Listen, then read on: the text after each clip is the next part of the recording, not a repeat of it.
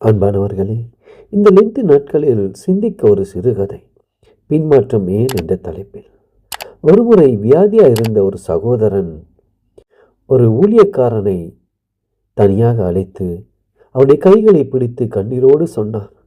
நோய்கள் என்னை பிடித்தது, இறுதி நோய் என்னை தாக்கியது, எனக்காக ஜெபிங்கள் என்று கேட்டார். அந்த ஊழியக்காரன் அவரை பார்த்து மெதுவாக, நீங்கள் கர்த்தரோடு கூட ஒப்புரவாகி இருக்கிறீர்களா? கர்த்தருடைய பிரசன்னத்தை உணர்கிறீர்களா? கர்த்தர் இப்போது உங்களை குணமாக்குவார் என்று சொன்னார். அவர் கண்ணீரோடு அவரை நோக்கி பார்த்தார். எனக்கு மீட்பு உண்டா? நான் ஒரு துரோகி அல்லவா? என் மனைவிக்கு துரோகம் செய்து என் வீட்டிலே குடித்தனத்தில் உள்ள இன்னொருடைய மனைவியோடு தொடர்பு கொண்டேன். என் மனசாட்சி என்னை வாதித்தது. இதனால் என் சமாதானத்திலிருந்து வியாதியோடு படுத்திருக்கேன் என்று துயரத்தோடு சொன்னார். எசையா 48:22 சொல்லுகிறது, துன்மார்க்கருக்கு சமாதானம் இல்லை என்று.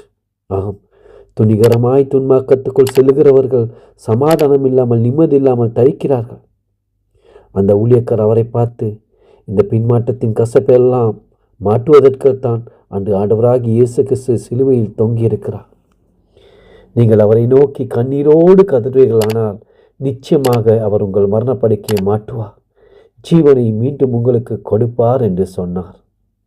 அவருடைய கரங்களை பிடித்து கொண்டு கண்ணீரோடு ஜெபிக்க ஆரம்பித்தார். அவரும் கண்ணீரோடு மனஸ்தபத்தோடும் ஜெபித்தார். ஆண்டவர் மனதுருகினார். நம்முடைய ஆண்டவர் மனதிற்கும் தெய்வம் அல்லவா? அவருடைய மரணப்படுக்கையை மாற்றினார். அவருடைய ஆயுசு நாட்களை கூட்டிக் கொடுக்க சித்தமானார். நீதிமொழிகள் 10:27 சொல்லுகின்றது, கர்த்தருக்கு பயப்படுதல் ஆயுசு நாட்களை பெருக பண்ணும் என்று. தேவதான உங்களை ஒவ்வொரு ஆசீர்வதிப்பார்.